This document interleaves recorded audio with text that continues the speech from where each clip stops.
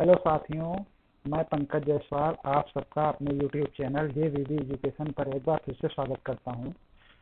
दोस्तों, पिछले वीडियो में आवाज़ का थोड़ा इशू था। इस बार मैंने कोशिश की है कि ऐसी कोई दिक्कत ना आए। यह वीडियो जो मैं दे रहा हूं आप लोगों को इतिहास विषय से संबंधित है। इसको कोई चैप्टर वाइज न समझें, इसे बस एक थीम बेस्ड विषय के रूप में समझें। अर्थात इसमें हमने इतिहास के वो सारे बिंदु एक साथ लिए हैं जिन्हें चैप्टर वाइज अध्ययन करना है। इसका मतलब ये है कि मैं आगे और सारे वीडियो बना के दूंगा, लेकिन ये उसका एक थीम मैंने बनाई है, क्योंकि सारा जितना मुझको पढ़ाना है या जितना मुझको वीडियो देना है उसको मैंने एक में समेटने की कोशिश की है। और जिसको जब जान जाएंगे तब हम आगे पढ़ेंगे तो पढ़ना हमारे लिए बहुत ही आसान हो जाएगा। दोस्तों, इस वीडियो को ज़्यादा से ज़्यादा लोगों को शेयर करें ताकि लोग जो है लाभान्वित हो सकें और लोगों को जो है आगे ये वीडियो काम आए। तो मैं अब इस वीडियो को शुरू करता हूँ। आप लोग समझिए। देखिए, हम लोग इतिहास को समझने जा रहे हैं, तो सबसे पहले हम इतिहास में देखेंगे क्या समझेंगे। देखिए, इतिहास का जो ये हम टॉपिक उठाए हैं, कि भारतीय स्वतंत्रता संघर्ष या भारतीय स्वतंत्रता आंदोलन, जो हमारे सुपर टेस्ट के जो सिलेबस है उसमें दिया हुआ है। ये जो स्वतंत्रता संग्राम संघर्ष है ये 1885 से लेकर 1947 तक की लिया गया है। ठीक है, ये सिलेबस में आएगा जो हमारे। तो इसको हम लोगों ने इसको जो है इतिहासकारों ने 3 भागों में बांटा है। पहला भाग जो लिया है वो 1885 से 1905 तक की लिया है। इसको उदारवादी या नरमपंथी युग के नाम से जाना गया है। दूसरा जो लिया है इतिहासकारों ने वो लिया है 1905 से 1919 तक की। इसको उग्रवादी या गर्मपंथी चरण युग कहा गया है। जो तीसरा इसका टॉपिक लिया है इन्होंने इतिहासकारों ने वो कहा है 1919 से 1947 तक की, जिसे गांधीवादी युग कहा गया। अर्थात 1885 से 1947 का जो हमें इतिहास पढ़ना है वो इतिहास को हम 3 भागों में विभाजित कर लिया है जो इतिहासकारों ने। तो जो 3 भागों में विभाजित किया था उसको मैं पढ़ूंगा किसे 1885 से 1905 तक की। इसको उदारवादी युग कहा गया। अगर पूछ ले बताइए उदारवादी युग कब तक की रहा, तो आपको पता होना चाहिए 1885 से 1905 तक। फिर दूसरा 1905 से 1919 तक, इसको उग्रवादी या गर्मपंथी चरण युग कहा गया। तीसरा 1919 से 1947 तक, इसे गांधीवादी युग के नाम से जाना गया। अब वर्षवार कैसे कैसे किसमें किसमें कितनी कितनी घटनाएं घटती हैं इसको हम चरणबद्ध तरीके से देखते चले जाएंगे। देखेंगे इसके वर्षवार स्वतंत्रता आंदोलन व घटनाएं। अब देखिए, सबसे पहली घटना कब से चालू होती है भाई? 1885 में कांग्रेस की स्थापना की जाती है। जो 1885 से हम 1905 के बीच वाला जो पढ़ने जा रहे हैं उसमें सबसे पहले 1885 में कांग्रेस की स्थापना होती है। इसमें मैं मोटे मोटे सन ले रहा हूँ जो विशेष करके काम है। दूसरा 1905 में बंगाल का विभाजन होता है। तीसरा जो 1906 आता है तो उसमें सबसे पहले मुस्लिम लीग का गठन होता है। फिर उसी 1906 में दूसरी जो घटना होती है वो स्वदेशी आंदोलन का प्रारंभ है। फिर 1906 के बाद 1907 आता है जिसमें सूरत में कांग्रेस का विभाजन हो जाता है। 1909 में मार्ले मिंटो अधिनियम आता है। याद रखना, मार्ले मिंटो अधिनियम कब आता है? 1909 में। फिर 1911 आता है। 1911 में कुछ घटनाएं घटती हैं। सबसे पहले क्या होता है 1911? बंगाल विभाजन रद्द। जो हमें 1905 में बंगाल का विभाजन किया गया था वो 1911 में सबसे पहले बंगाल का विभाजन रद्द कर दिया जाता है। दूसरा जो घटना होती है 1911 में, दिल्ली में दरबार का आयोजन होता है। ये मैं टॉपिक वाइज बता रहा हूँ, इन टॉपिक को अभी आगे चल के डिटेल में भी पढ़ेंगे। दिल्ली दरबार में का आयोजन होता है। फिर आते हैं हम 1913 में, तो इसमें गदर पार्टी का गठन होता है।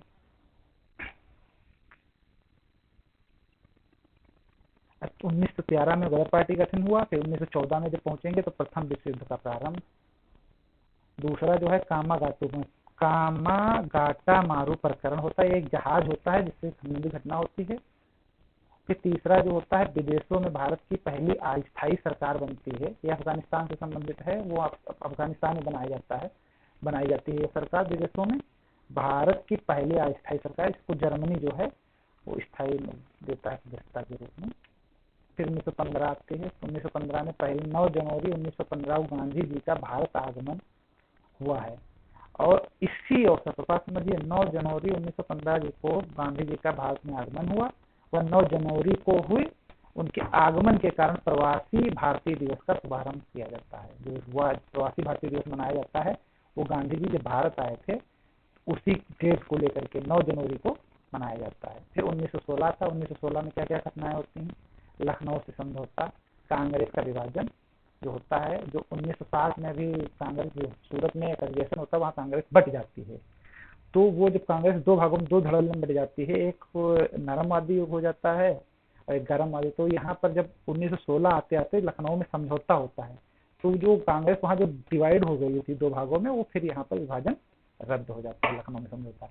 एक और समझौता है इसमें देखिए, कांग्रेस का मुस्लिम लीग से समझौता होता है, क्योंकि मुस्लिम लीग जो वहाँ गठित हुई थी 1906 में मुस्लिम लीग का गठन हुआ, तो वो जो है कांग्रेस से हट के चल रही थी। उसके अपने अपने अलग उसके जो बिंदु थे, वो अपने अपने बिंदुओं को अपने जो अलग लेकर चल रही थी।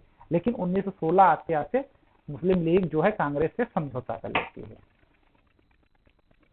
फिर एक घटना और घटित होती है 1916 में, वो महत्वपूर्ण है। ये होम रूल आंदोलन की शुरुआत होती है।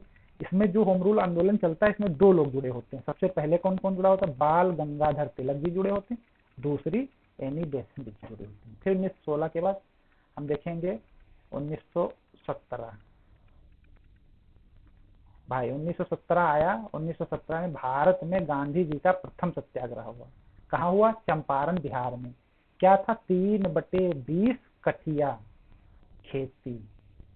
अब ध्यान रखना, 3/20 कठिया खेती, ये एक जो है हमारे दीनबंधु जी थे, इन्होंने नील दर्पण किताब भी इस पर पूरी लिखी थी। वो हम जब इसका डिटेल बताएंगे तो उसमें बताएंगे कि कहाँ से किताब आई थी, कैसे लिखी गई थी।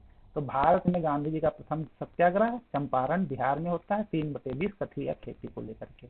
अब कठिया खेती क्या थी, 3/20 क्या है, ये बताएंगे। फिर 1918 आता है, तो 1918 में खेड़ा में सत्याग्रह होता है। खेड़ा सत्याग्रह क्या था वो भी बताएंगे। दूसरा अहमदाबाद मील सत्याग्रह होता है, ये मार्च 1918 में। फिर 1919 आते हैं। 1919 की घटनाएं प्रमुख कौन कौन सी थी?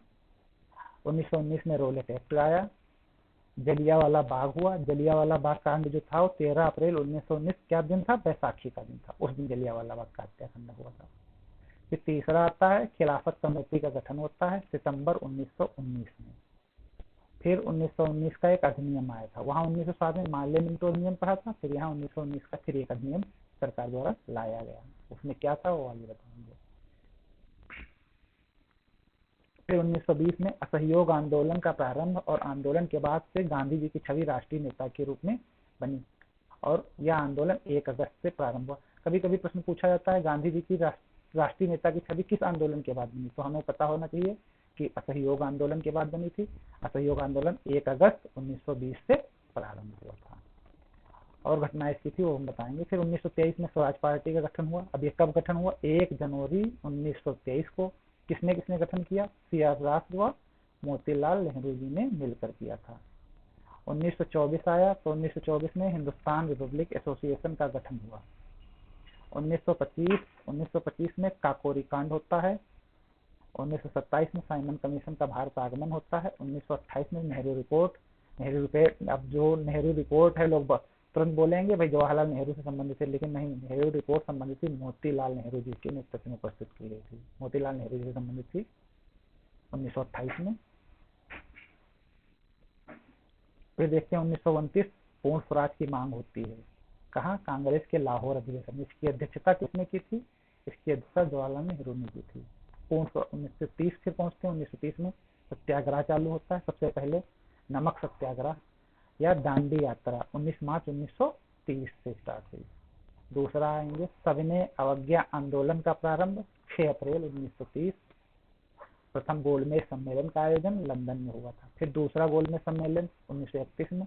इसमें इरविन जो है भारत का वायसराय था, और इरविन का गांधी जी के साथ समझौता होता है। सब 1931 में। 1932 में क्या होता है? फिर तीसरा गोलमेज सम्मेलन। प्रथम गोलमेज सम्मेलन 1930, दूसरा गोलमेज 1931, तीसरा गोलमेज सम्मेलन फिर 1932। 1932 में और एक घटना घटी थी, कम्युनल अवार्ड, सांप्रदायिक पंचायत। ये क्या था ये बताएंगे। 1932 इंपॉर्टेंट है। 1932 के बाद 1933 में सितंबर 1933 में पूना पैक्ट का समझौता होता है।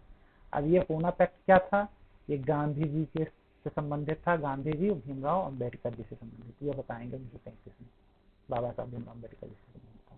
तो 1934 में क्या होता है, सविनय अयोग्य आंदोलन जो होता है उसको रोक दिया जाता है, कांग्रेस समाजवादी पार्टी का गठन होता है। दो घटनाएं 1934 से संबंधित।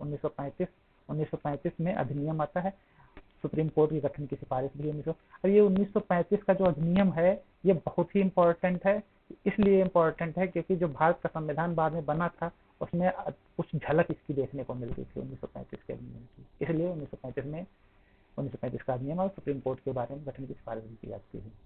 फिर 1937 पहली बार चुनाव होता है 11 प्रांतों में, प्रांतीय चुनाव होता है, कांग्रेस को भारी बहुमत से जीत प्राप्त होती है।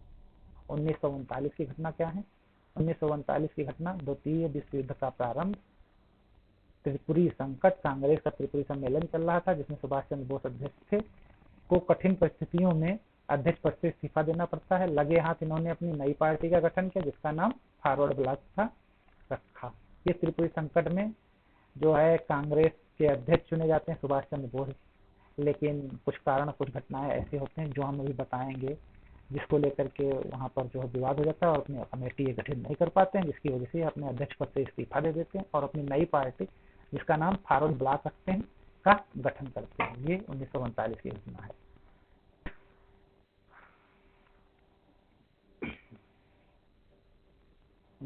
की घटना के बाद में देखिए 1940 में क्या घटित होता है। देखिए 1940 में मुस्लिम लीग के द्वारा अलग देश पाकिस्तान की मांग सबसे पहले रखी जाती है। कब? 1940 में। अब इसके बारे में बताएंगे क्या क्या कैसे आया था मुस्लिम लीग, क्यों मुस्लिम लीग जो अलग से पाकिस्तान किसकी देन थी, इसमें मुस्लिम लीग के बारे में। फिर आते ही व्यक्तिगत सत्याग्रह, पहले सत्याग्रह विनोबा भावे जी थे और दूसरे जवाहरलाल नेहरू जी थे। यही विनोबा भावे थे जिनको जय जगत के नाम से रमन मैग्सेसे पुरस्कार भी दिया गया था। पहला रमन मैग्सेसे पुरस्कार पाने वाले विनोबा भावे जी थे। फिर 1940 में अगस्त प्रस्ताव आता है।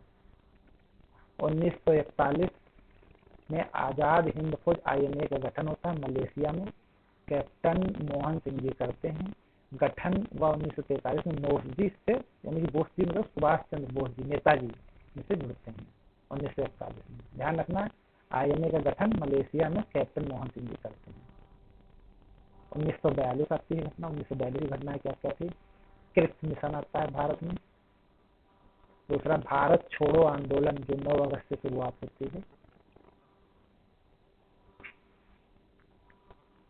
फिर 1944 आता है, इसमें राजगोपालाचारी फार्मूला एक होता है, 1944 की घटना है। क्या है वो बताएंगे। 1945 में बेबेल समझौता व बेबेल प्रस्ताव या शिमला समझौता 1945 से संबंधित है। 1946 में कैबिनेट मिशन का भारत आना, संविधान सभा का गठन हेतु चुनाव, नेहरू जी के नेतृत्व में अंतरिम सरकार का गठन और शाही नौसेना का विद्रोह। ये इतनी घटनाएं 1946 की हैं। और ये मुस्लिम लीग सीधी कार्यवाही दिवस 16 अगस्त 1946 को मनाता है।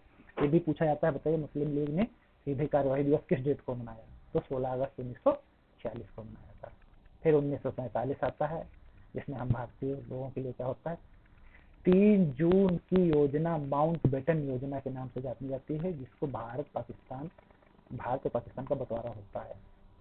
भारत को स्वतंत्रता प्राप्त हो जाती है। इस तरीके से हमने देखा 3 जो हमने लिए थे 1885 से 1905, 1905 से 1919, 1919 से 1947, तीनों भागों की। ये जितने मैंने टॉपिक आप लोगों को दिए हैं, इन टॉपिकों को हमें पढ़ना है इतिहास में। और जो सुपर टेट में लगभग 3 से 4 क्वेश्चन पूछे जाएंगे बस, लेकिन वो 3 से 4 क्वेश्चन इसी में से आएंगे, मैं गारंटी लेता हूँ। इससे अलावा कहीं से दूसरी जगह से नहीं आएंगे। तो इसलिए आप इनको, मैं इसका PDF लगा दूंगा, आप लोग इसको समझें और इसके बाद में अपना चैप्टर वाइज में या फार्मूला वाइज, हेडिंग वाइज मैं आप लोगों को सारी चीजें स्पष्ट करता हुआ चलूंगा। तो मित्रों ये यहीं पर समाप्त करता हूँ।